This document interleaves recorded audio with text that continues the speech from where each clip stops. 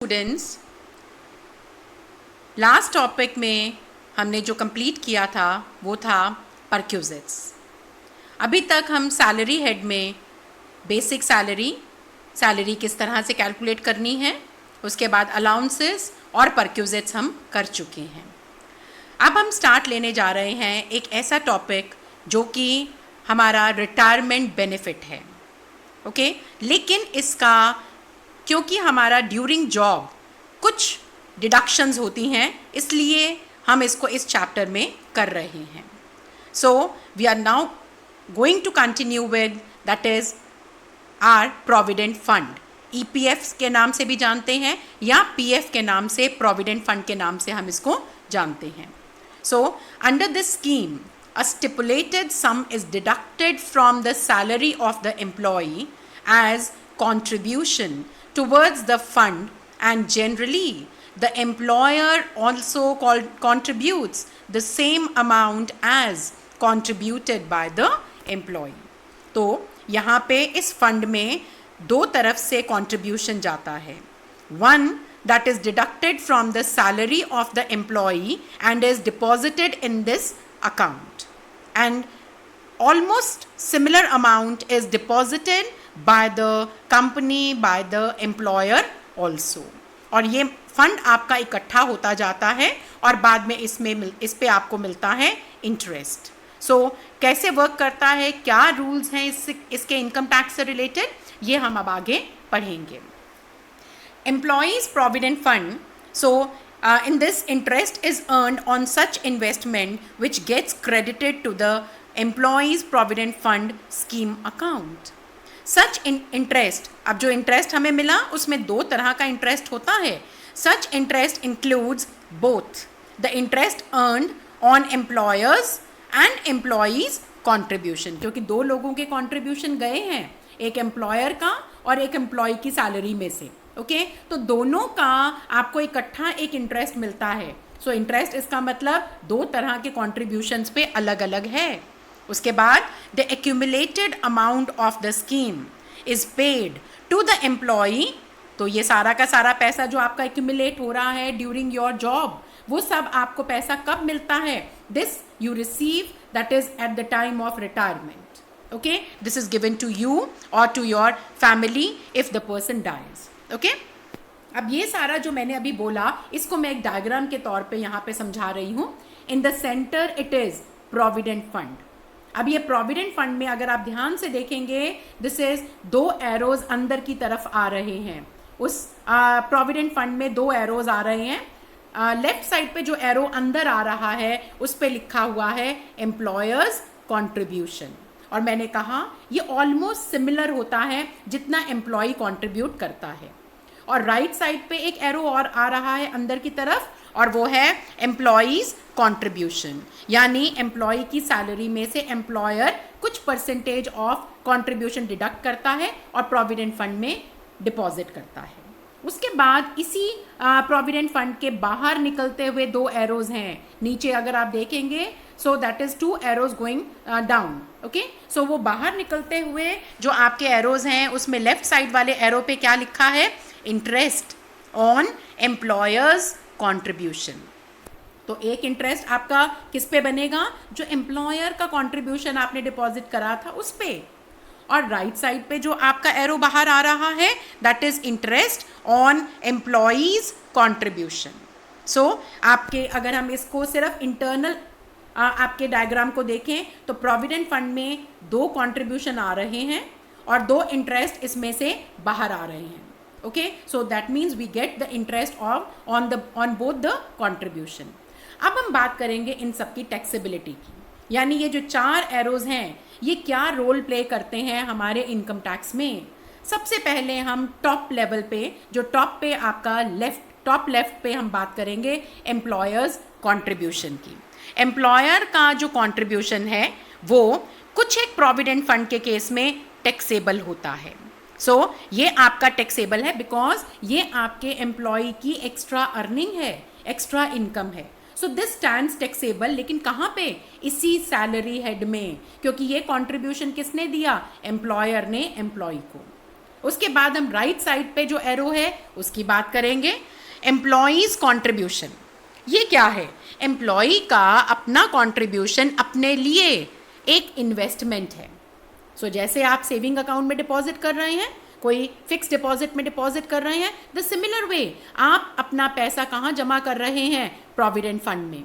और वो provident fund का पैसा आपको इंटरेस्ट के साथ कब मिलेगा? रिटायरमेंट के समय। तो ये आपकी एक तरह से सेविंग हो गई, because it is like an investment और एक सेविंग की तरह है, इसलिए इस पे आपको डिडक्शन मिलेगी, that is deduction under section 80C।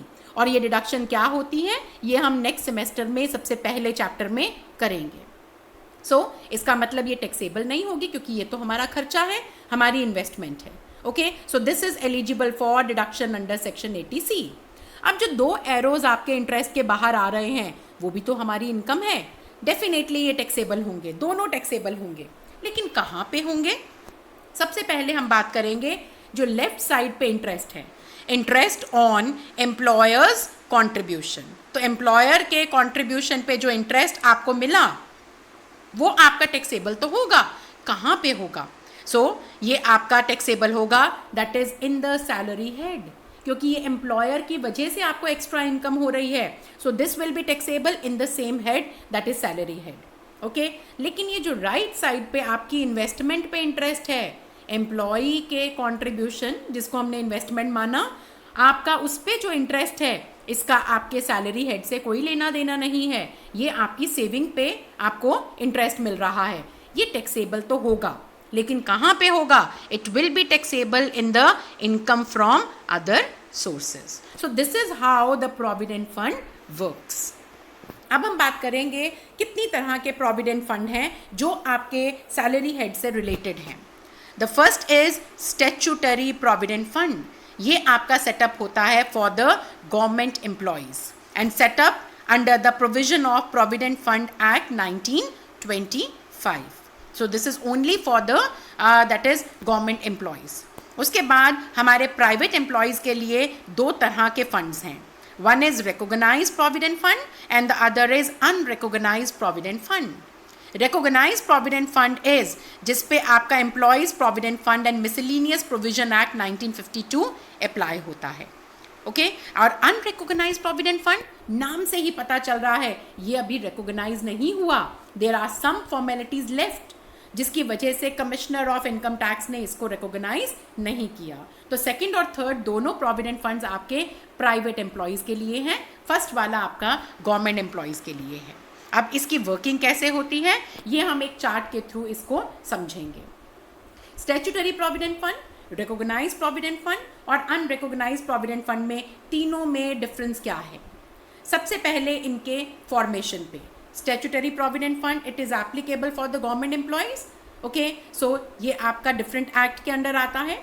recognized provident fund it is applicable for the that is your private employees, okay, और ये आपका इस different act में आता है। unrecognized provident fund is also for the private employees और ये unrecognized है। ओके, उसके बाद आपका स्टैट्यूटरी प्रोविडेंट फंड में जो अभी हमने 4 एरोज का एक डायग्राम देखा था, मैं उसको यहाँ पे डिटेल में बताऊंगी कि एम्प्लॉयर का कॉन्ट्रीब्यूशन, ओके, एम्प्लॉयर का कॉन्ट्रीब्यूशन क्या स्टैट्यूटरी प्रोविडेंट फंड में हर साल टैक्सेबल होगा? तो आंसर है नहीं। स्टैट्यूटरी प्रोविडेंट फंड में कुछ भी टैक्सेबल नहीं होता, ना ही हर साल और ना ही लमसम में, कभी कुछ टैक्सेबल नहीं होगा। रिकॉग्नाइज्ड प्रोविडेंट फंड की बात करते हैं। यस, रिकॉग्नाइज्ड प्रोविडेंट फंड में एम्प्लॉयर का कॉन्ट्रीब्यूशन और उसके ऊपर जो हमें मिल रहा है इंटरेस्ट वो टैक्सेबल होंगे, लेकिन एक लिमिट से ज़्यादा होंगे तभी। अब वो लिमिट क्या है? वो लिमिट है, अगर हम एम्प्लॉयर के कंट्रीब्यूशन की बात करें तो एम्प्लॉयर का कंट्रीब्यूशन रिकॉग्नाइज्ड प्रोविडेंट फंड में टैक्सेबल होगा अगर वो एम्प्लॉई की सैलरी के 12% से ज़्यादा है। सो अगर आपका एम्प्लॉयर कंट्रीब्यूट कर रहा है 14%, तो कितना टैक्सेबल होगा? Only 2%। Is that clear? 12% of salary of employee तक क्या हो जाएगा? एग्जम्प्टेड। तो कितना एक्सेस है? 2%। 2% of the salary of employee will become taxable. लेकिन किस केस में? रिकॉग्नाइज्ड में। ऐसे ही इंटरेस्ट जो मिला आपको एम्प्लॉयर के कंट्रीब्यूशन पे वो भी टैक्सेबल होगा, लेकिन वो कब टैक्सेबल होगा? If it is more than 9.5% of the balance in the recognised provident fund. याद रखिएगा, मैंने जब 12% बोला तो 12% बोला था सैलरी का, ओके लेकिन 9.5% आपका सैलरी का नहीं है, 9.5% है of the balance that is in the recognised provident fund, उसका लेंगे और आपका उसका एक्सेस जो बनता है, अगर कोई भी आपका इंटरेस्ट उससे ज़्यादा आपको मिला है, only that amount will become taxable. Okay, so ये आपका दो अमाउंट्स हैं जो टैक्सेबल हैं। उसके बाद अनरिकॉग्नाइज्ड प्रोविडेंट फंड में हर साल कुछ भी टैक्सेबल नहीं होता, हर साल नहीं होता। Okay, I again repeat, statutory provident fund में कभी भी कुछ टैक्सेबल नहीं होगा। रिकॉग्नाइज्ड प्रोविडेंट फंड में हर साल 12% ऑफ सैलरी से ज़्यादा एम्प्लॉयर का कंट्रीब्यूशन और 9.5% ऑफ द बैलेंस से ज़्यादा आपका interest on employers contribution taxable होगा। लेकिन अनरिकॉग्नाइज्ड प्रोविडेंट फंड में हर साल कुछ भी टैक्सेबल नहीं होगा। अब हम बात करते हैं एम्प्लॉई का अपना कंट्रीब्यूशन, जो मैंने कहा था इन्वेस्टमेंट है। स्टैट्यूटरी प्रोविडेंट फंड के केस में यस, आपका एम्प्लॉई का अपना कंट्रीब्यूशन, उस पे आपको मिलेगी 80C की डिडक्शन। रिकॉग्नाइज्ड प्रोविडेंट फंड में भी आपको आपके एम्प्लॉय के कंट्रीब्यूशन पे, जितना भी उसने कंट्रीब्यूट किया सारे पे आपको मिलेगी 80C की डिडक्शन। ओके, तो दोनों में तो फायदा है। लेकिन अनरिकॉग्नाइज्ड प्रोविडेंट फंड में अगर आपका एम्प्लॉय कंट्रीब्यूट करता है तो एम्प्लॉय को कोई डिडक्शन नहीं मिलेगी, ये आपको बेनिफिट नहीं मिलेगा ऑफ अंडर सेक्शन 80C। तो एक नुकसान और हो गया। ओके, उसके बाद हम बात करेंगे that is lump sum. Okay, lump sum, जब आप रिटायर होते हैं तो statutory provident fund, recognised provident fund और अनरिकॉग्नाइज्ड प्रोविडेंट फंड, तीनों से आपको पैसा मिलता है। सो क्या वो उस समय टैक्सेबल होगा? स्टैट्यूटरी प्रोविडेंट फंड के केस में कभी भी कुछ टैक्सेबल नहीं होगा। रिकॉग्नाइज्ड में लमसम कभी टैक्सेबल नहीं होगा क्योंकि वो एनुअल बेसिस पे थोड़ा थोड़ा टैक्सेबल हो चुका है। अनरिकॉग्नाइज्ड प्रोविडेंट फंड में हमने हर साल कुछ भी टैक्सेबल नहीं किया। अब अनरिकॉग्नाइज्ड प्रोविडेंट फंड में जब वो लमसम पैसा आपको मिलेगा at the time of retirement, तब आप उसमें से अलग करेंगे वो पैसा which is related to employer's contribution and उसके ऊपर इंटरेस्ट। ये पैसा आप अलग करेंगे and that will become taxable उस साल जब आपको वो लमसम मिलेगा। So this was the difference in between statutory, recognised and unrecognised provident fund. अब जब हमने यहाँ पे अभी को जब मैंने आपको समझाया तो मैंने बात करी 12% ऑफ सैलरी, 12% ऑफ सैलरी। तो यहाँ पे कौन सी सैलरी लेंगे जो कि हमें कैलकुलेशन में मदद करेगी? यहाँ पे सैलरी का मतलब वही है जो हमने HRA में डिस्कस करी थी। ओके, हाउस रेंट अलाउंस में डिस्कस करी थी। तो सैलरी फॉर कैलकुलेशन पर्पस कौन सी सैलरी लेंगे वर्किंग नोट्स में? Basic salary. सेकंड, डियरनेस पे, डियरनेस अलाउंस नहीं, डियरनेस पे। और तीसरा, कमीशन, सिंपल वाली नहीं बल्कि कमीशन ऑन टर्नओवर। ये तीनों का वर्किंग नोट्स में हम करेंगे टोटल और इसका कैलकुलेट करेंगे 12% और एम्प्लॉयर के कंट्रीब्यूशन में से इसको माइनस करेंगे और फिर अगर एक्सेस आता है तो that will become taxable. Now we carry on with illustration number 25 जो आपकी बुक से है और ये प्रोविडेंट फंड से रिलेटेड है। Mrs P is an employ getting a monthly salary of 50,000 plus a dearness pay. Question में दिया हुआ है कि ये डियरनेस पे है, that is 5,000 per month. Okay, तो सैलरी हो गई उसकी 50,000 multiply by 12 that comes to 6 lakhs और डियरनेस पे हो गया 5,000 multiply by 12 that comes to 60,000। Okay, she contributed, she that is the employee contributed 14% of her salary. तो अपना contribution तो कहाँ चला गया? उसका अपना कंट्रीब्यूशन चला गया 80C की डिडक्शन के लिए। तो यहाँ हमें क्या देखना है कि एम्प्लॉयर ने कितना कंट्रीब्यूट करा. She contributed 40%, 14% of her salary and dearness pay to a provident fund, to which her, that is employer, contributes an equal amount. यानी एम्प्लॉयर भी कितना कंट्रीब्यूट कर रहा है, 14%. अब ये 14% आप ध्यान में रखेंगे जब हम रिकॉग्नाइज प्रोविडेंट फंड की कैलकुलेशन करेंगे. सो आगे बढ़ते हैं. इंटरेस्ट. अब इंटरेस्ट आपका प्रोविडेंट फंड का है और वो कितना है, 12%. ओके, सो ये भी आपका 9.5% से ज़्यादा है. लेकिन ये कितना दिया हुआ है, कैलकुलेट करके दिया हुआ है 36,000 फॉर द प्रीवियस ईयर. अब उसके अलावा she also gets HRA 2,000 per month. She has actually paid 6,000 per month as the rent of the house occupied by her for her residence. What will be her taxable salary for the assessment year 2020-21 if the provident fund is all the three, statutory, recognized and unrecognized? तीनों में इन्होंने gross salary पूछी है. हम सबसे पहले बात करेंगे स्टैट्यूटरी प्रोविडेंट फंड की, जिसमें कुछ भी टैक्सेबल नहीं होता. ओके, प्रोविडेंट फंड का कोई भी अमाउंट टैक्सेबल नहीं होता. तो हम ग्रॉस सैलरी निकाल सकते हैं. सैलरी यानी बेसिक सैलरी अभी हमने कैलकुलेट करी थी 6 लाख, पूरे 12 महीने की है. डियरनेस पे 12 महीने का 60,000. उसके बाद HRA. अब HRA के लिए आपको याद होगा हमने कैलकुलेशन करी हुई है कि किस तरह से HRA कैलकुलेट करना है. HRA कैलकुलेट करने के लिए अगर आप किराए के मकान में रहते हैं और किराया देते हैं, 3 पॉइंट्स आप कैलकुलेट करेंगे. फर्स्ट इज कितना HRA मिला आपको, एक्चुअली कितना HRA मिला, that is 2,000 multiply by 12, that is 24,000. This is first point. Okay, उसके बाद आपने कितना किराया पे करा, that is 6,000 multiply by 12, that comes to 72,000. 72,000 में से आप माइनस करेंगे, दैट इज 10% ऑफ सैलरी. अब सैलरी का मतलब क्या है, वही जो अभी मैंने आपको प्रोविडेंट फंड के लिए बताई, यानी 6 लाख प्लस 60,000. इसका लेंगे हम 10%, तो ये बना 66,000. 72,000 में से आप 66,000 को माइनस करेंगे.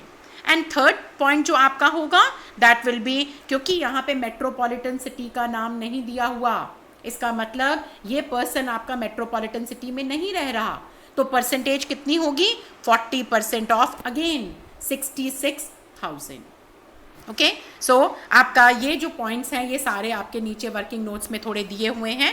The least of all the alternative sums is the excess of actual expenditure on rent over 1/10 of the salary due. 72,000 में से जो 66,000 सेकेंड पॉइंट मैंने बताया था, वो माइनस करने के बाद आंसर क्या आया, 6,000. ओके, और एक अमाउंट था आपका 24,000 और तीसरा था 40%. नेचुरली वो ज़्यादा होगा. तो तीनों में से सबसे ज़्यादा कम अमाउंट कौन सा है, दैट इज 6,000. ओके, तो 6,000 हमारा, क्योंकि 3 पॉइंट्स में से HRA में सबसे कम अमाउंट है, ये होगा अमाउंट ऑफ एग्जम्पशन. तो HRA एग्जम्प्टेड कितना है, 6,000. कहाँ से एग्जम्प्टेड निकालेंगे हम, माइनस करेंगे, that is actually received HRA. आपको HRA एक्चुअली कितना मिला था, 24,000. तो 24,000 में से कितना एग्जम्प्टेड हो गया, 6,000. तो 24,000 में से 6,000 माइनस करेंगे और टैक्सेबल HRA कितना होगा, दैट विल बी 18,000. सो आप देख सकते हैं हमारा HRA टैक्सेबल इन्होंने कितना किया है, 18,000 after making the calculation of 3 points, और उनमें से जो सबसे कम है उसको माइनस किया 24,000 में से. सो आपकी ग्रॉस सैलरी आ गई 6,78,000. उसमें से आप माइनस करेंगे एक स्टैंडर्ड डिडक्शन, जो अभी हम बाद में भी करेंगे कि वो ज़रूर माइनस करनी होती है, and that is fixed amount 50,000. और आपका आंसर आ रहा है टैक्सेबल सैलरी 6,28,000. ये तो हुआ स्टैट्यूटरी प्रोविडेंट फंड. और उसके बाद हम सबसे पहले बात करेंगे अनरिकॉग्नाइज्ड प्रोविडेंट फंड, फिर हम वापस आएंगे रिकॉग्नाइज्ड प्रोविडेंट फंड पे. अनरिकॉग्नाइज्ड प्रोविडेंट फंड में भी हर साल कुछ भी टैक्सेबल नहीं होता.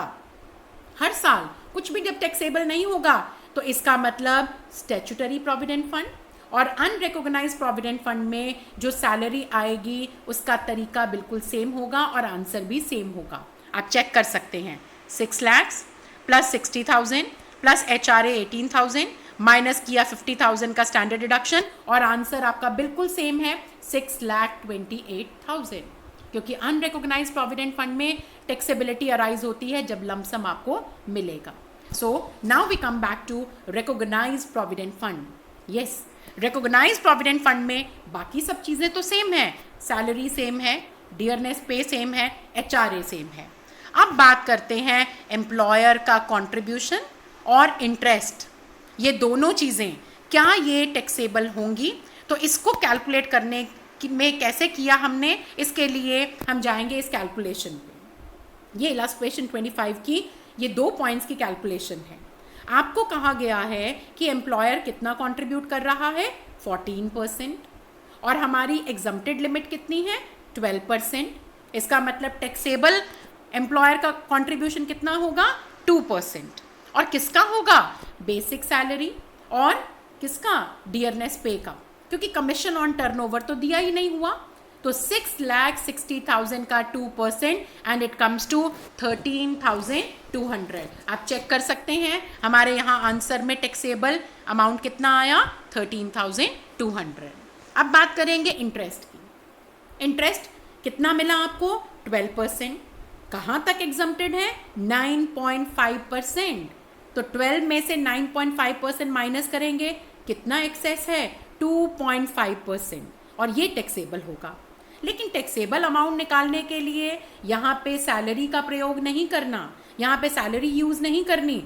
मैंने आपको बताया था 9.5% of balance in the recognised provident fund, लेकिन क्वेश्चन में हमें balance in the recognised provident fund तो दिया ही नहीं। हमें उन्होंने जो दिया है वो है 12% इंटरेस्ट। ओके, तो यहाँ पे हम यूज़ करेंगे अपना मैथ्स में जैसे आप इक्वेशन फॉर्म करते हैं वैसे करेंगे।